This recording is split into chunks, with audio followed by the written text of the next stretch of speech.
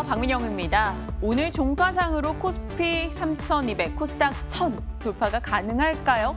새로운 숫자를 앞두고 괜히 마음 한구석이 설레기도 합니다. 하지만 진정한 발견은요, 새로운 땅을 찾는 게 아니라 새롭게 보는 눈을 갖는 거라고 하죠. 지금 이 시점, 이 시장을 어떻게 바라볼 것인가 새로운 눈으로 정비하는 게 필요할 것 같습니다. 자, 오늘 박 앵커의 퇴근 전 키워드는요, 어찌 보면 시장과는 조금 무관할 수 있는데요. 능동이라는 키워드를 잡아봤습니다. 한 100만 원까지 급등해 있는 종목이 있어요. 그런데 이게 따라 사는 게 아니라 내가 공부해보고 알아보니 150까지는 충분히 갈 수 있는 종목이야 라고 매수한다면 그건 급등주 추매가 아닌 보초병을 세운 게 되겠죠. 지금 이 시점에 이 많은 종목들이 올라와 있기 때문에 우리는 조금 더 나만의 확신을 가질 수 있는 능동적인 투자 자세가 필요해 보입니다. 그러기 위해서는 시장 속에 숨어있는 갖가지 정보들을 빨리 취하는 게 우선이겠죠. 박 앵커의 퇴근 전 지금부터 10분 투자하시면서 함께 달려보시죠.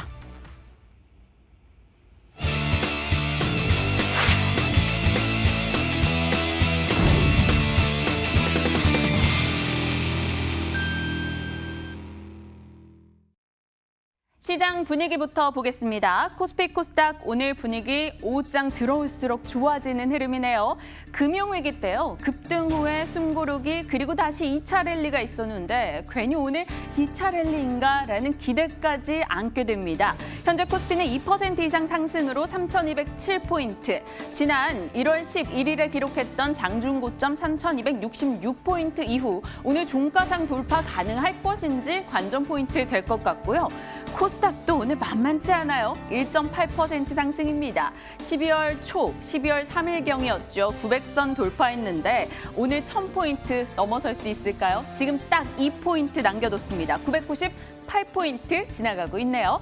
자, 수급적인 흐름 볼게요. 코스피 코스닥입니다. 자, 코스피에서는 외국인과 기관의 동반 매수세 유입됩니다. 외국인은 여전히 오늘장 매수에도 조금 중립적인 느낌이 강하고요. 기관 측에서 오늘 생각보다 강한 매수세를 유입하고 있는데요. 4천억 넘는 매수. 하지만 금융투자의 매수 금액을 생각한다면 조금 더 강하게 들어오고 있습니다. 다만 투자 주체가 금융투자다 보니 기관 수급의 연속성을 기대할 수 있을지는 조금 더 지켜봐야 될 것 같고요. 기관들이 오늘 맹렬하게 사고 있는 쪽은 전기, 전자 섹터였습니다. 외국인은 오늘 화학 섹터로 강한 매수를 보이고 있고요. 오늘 올라가는 업종을 보니까요. 운수창고 업종 강하게 올라가는데 대한항공의 힘이라 볼 수 있고요. 통신업종도 오늘 전반적으로 좋습니다. 음식료주 강하게 나타나고 기관이 사들이고 있는 전기전자 섹터도 IT 대형 종목들의 강세 덕분에 오늘 상승 업종 상위에 이름을 올리기도 했죠.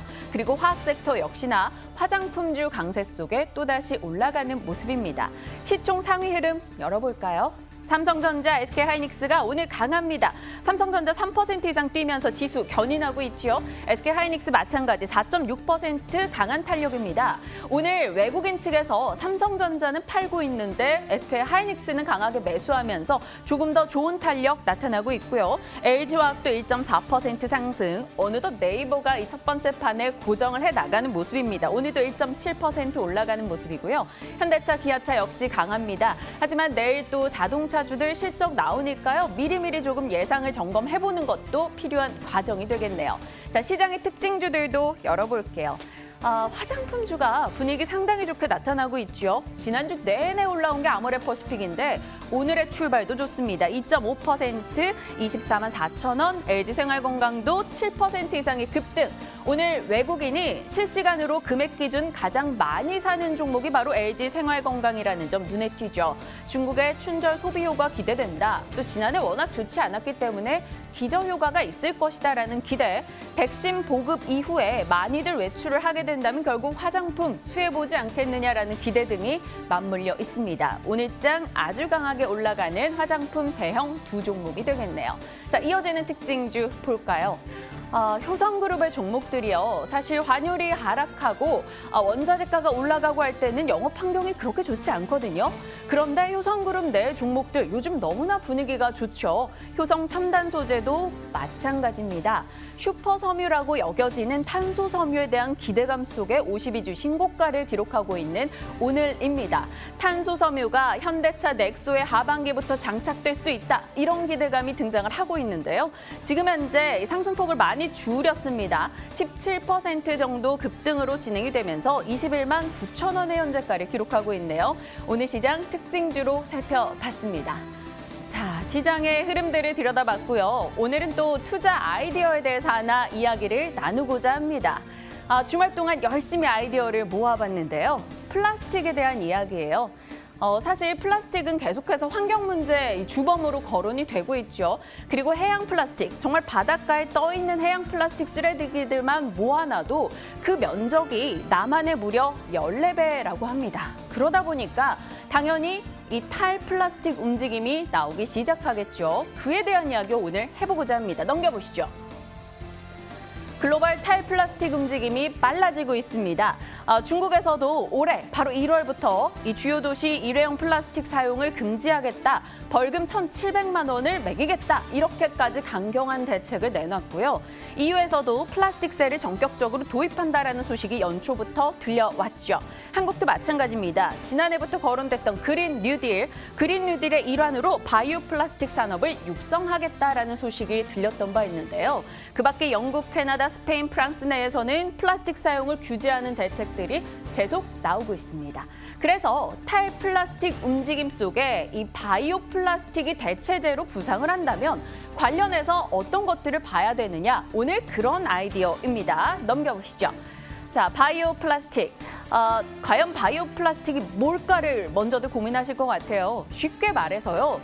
미생물로 만들었거나 친환경 소재로 만들어서 빨리 분해되는 플라스틱을 말합니다. 석유 기반의 기존 플라스틱 같은 경우는 분해 기간이 무려 500년 이상 걸린다고 하죠. 그런데 바이오 플라스틱은 6개월에서 1년 안에 완전히 사라지게 됩니다. 그러다 보니까 시장에서는 당연히 관심을 둘 수밖에 없습니다.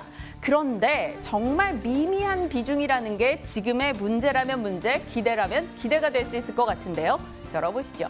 지금 플라스틱 전체 시장 중에서요, 바이오 플라스틱의 비중은 0.5%에서 1%밖에 채 되지 않는다고 합니다. 어찌 보면 이 정도밖에 안 되는데 이걸 갖고 무슨 투자 아이디어인가 생각을 할 수도 있겠지만 반대로 생각해보면 앞으로 커질 일만 남아있다는 게 되겠죠. 한 시장 조사 기관에서요, 이 세계 바이오 플라스틱 시장의 규모는 나날이 커질 것이고 결국 내년도면 우리 돈으로 45조 원 규모까지 커질 수 있는 시장이다라고 이야기하고 있습니다. 그럼 이쯤 되면 우리 모두가 갖는 고민이 하나 있죠. 그래서 바이오 플라스틱 종목은 무엇이 있겠는가 되겠습니다. 한번 열심히 찾아봤더니요.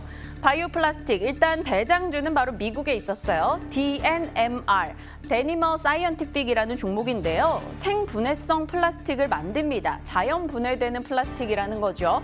지금 펩시코나 네슬레, 월마트 등의 대형 소비처가 있기 때문에 안정적인 매출이 기대되는 업체라고 하네요. 최근 한 3개월간의 주가 움직임도 비교적 좋은 흐름이 나타났었고요. 그런데 국내에서는 이와 관련해서 직접적으로 연관이 있는 기업들을 찾아내기는 어렵습니다. 하지만 이 정유 화학 설비를 갖고 있는 업체들이 이런 사업을 하기 더 용이하다라고 해서 관련이 있는 기업들을 한번 연결고리로 모아봤는데요. SKC, 효성 TNC, 롯데케미칼, CJ제일제당, LG화학 등을 꼽을 수 있었습니다. 이들이 갖고 있는 친환경 소재에 대한 사업 계획 혹은 기술 개발 소식들을 다 취합해본 건데 종목을 골라보고자 하니 너무나 고민이 되더라고요. SKC나 효성 TNC는 아시다시피 정말 많이 올라왔고 롯데케미칼은 본업이 조금 부진하기도 하고 CJ제일제당 너무나 많은 사업부를 하고 있는 건 아닌가 이런 고민이 생기죠. 하지만 그럼에도 불구하고 보고 있자니 눈길이 가는 종목이 있었습니다. SKC에 대해서 살펴보고자 하는데요. 열어보시죠. SKC 많이 올랐죠. 작년 11월부터 해서 주가 상승률을 계산해봤더니 70%나 올라왔더라고요. 이유는 명확했습니다. 갖고 있는 사업부가 너무 매력적이에요. 반도체 소재, 디스플레이 소재 사업에다가 2019년 6월에 동박 사업을 얹었죠. 그와 동시에 주가는 다시 한번 평가를 받기 시작합니다. 이 SKC가 갖고 있는 자회사가 동박을 세계에서 가장 얇은 걸 개발했대요. 2차 전지 시장 커질 수밖에 없고 그 과정에서 동박은 필수적으로 들어가다 보니 관심도가 올라가는 겁니다. 그렇기 때문에 SKC가 더욱더 매력적으로 느껴지는 건데요. 지금 정말 많이 올라왔지 않습니까? 그러나 그럼에도 불구하고 NH투자, BNK증권에서는 목표 주가 15만 원까지 갈 수 있다라고 이야기하고 있습니다. 친환경 소재는 결국 장기 모멘텀이 될 것이기 때문에 동박과 반도체 소재가 탄탄하게 자리를 잡고 거기에 친환경 소재를 더해간다면 앞으로도 조금 속도 조절은 있을지언정 갈 수 있지 않을까 이런 기대를 안고 있는 거죠. 그래서 박앵커의 뇌피셜에서도 이 종목에 대해 비슷한 의견을 가져가고자 합니다. 제가 많이 올랐으나 매력도가 있다라고 판단을 했고 S연구원이 답을 줬죠. 속도는 느려질 수 있으나 상승할 거야 라고 의견을 냈습니다. 얼마 정도 생각하나? 라는 질문에 역시나 좀 느릴지언정 15만 원은 갈 수 있다라는 의견인데요. 박앵커라면 SKC 좀 장기적 관점에서 도전해볼 수 있겠다라는 생각이 들어서 저라면 한번 도전하겠다라고 의견을 내보겠습니다. 이렇게 종목을 투자하기 위해서 투자 아이디어를 찾아가는 과정 정말 즐겁게 느껴지는데 수익 또한 나서 더 즐거웠으면 좋겠습니다. 자, 퇴근 전 10분 정보 투자 알차셨길 바라면서 여기서 인사드릴게요. 내일 뵙겠습니다.